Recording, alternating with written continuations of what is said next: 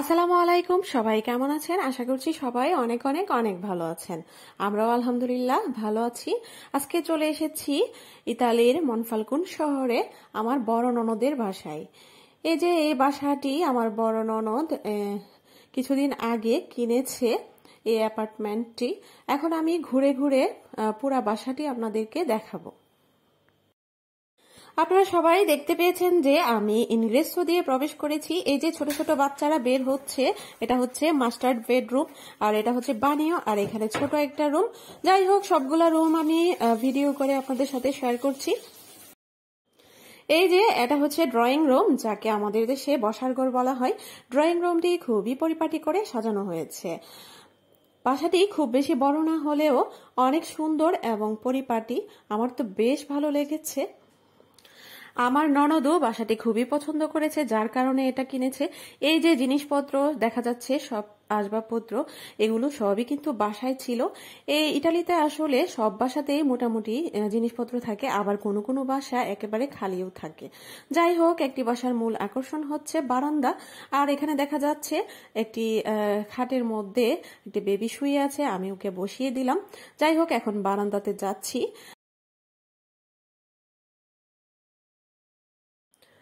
এখন যেহেতু ঠান্ডার সিজন, বাইরে অনেক ঠান্ডা, তারপরও আমি একটু বারান্দায় যাচ্ছি আপনাদেরকে দেখানোর জন্য। এখান থেকে দাঁড়িয়ে পুরো মনফালকুন শহরটাকে মনে হচ্ছে যে দেখা যাচ্ছে। মাঝে মধ্যে মুক্তা এখানে দাঁড়িয়ে কে আসা যাওয়া করছে সবই দেখতে পারবে। বারান্দাটা বেশ বড়, আমার খুব ভালো লেগেছে। অনেক ঠান্ডা বাইরে। এই যে আমার ভাগনা আমার জন্য দুটি কেক উপহার হিসেবে নিয়ে এসেছে। আমি অনেক খুশি হয়েছি, অনেক ধন্যবাদ জানালাম ওকে। চলে আসলাম কিচেন রুমে। এই যে দেখেন, এখানে একটা টিভিও রয়েছে। মাঝে মধ্যে টিভি ছেড়ে রান্না বান্না করতে পারবে, খুবই ভালো লাগবে। এখানকার সব জিনিসপত্র সাদা, অবশ্য হোয়াইট কালারই সবচেয়ে ভালো লাগে। হোয়াইট কালার থাকলে ঘর একদম তকতকে চকচকে মনে হয়। এই যে এখানে দুটো পুতুল দাঁড়িয়ে আছে। আমার ননদ যখন রান্না বান্না করবে একা একা, তখন পুতুলগুলো ওকে পাহারা দিবে। বেশ পরিপাটি এবং সিমসাম মনে হচ্ছে। তো এখন চলেন আপনাদেরকে নিয়ে যাই সাজিমের রুমে। আমার ননদের একমাত্র ছেলে সাজিম, ওর জন্য একটি রুম গোছানো হয়েছে। এটা হচ্ছে ওর রুম। আর সবচেয়ে বেশি ভালো লাগে, প্রত্যেক রুমে একটা করে বড় বড় আলমারি রাখা আছে। আসলে ইটালিতে প্রত্যেক বাসাতেই এত বড় বড় আলমারি রাখা হয়, এই জিনিসটা আমার কাছে খুবই ভালো লাগে। আর ওর রুমটাও বেশ ছিমছাম করে গোছানো হয়েছে। ও একাই থাকে এখানে।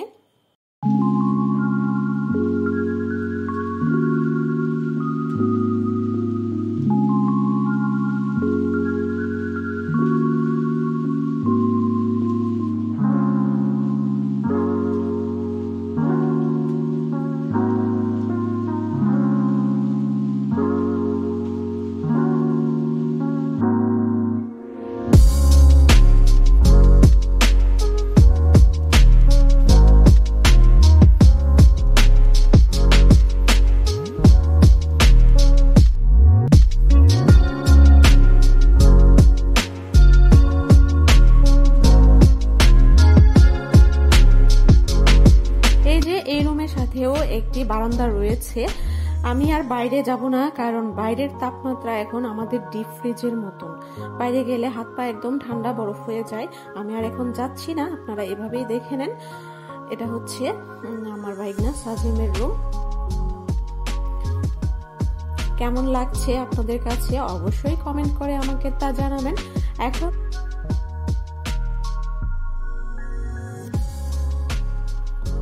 ওর রুমের পাশেই রয়েছে ওয়াশরুম। যাই হোক, ওয়াশরুমের ভেতরে বেশিক্ষণ থাকা যাবে না। এখন আমি চলে যাব আমাদের মহারানীর রুমে। এই যে এটা হচ্ছে মহারানীর বেডরুম, মানে মাস্টার্ড বেডরুম।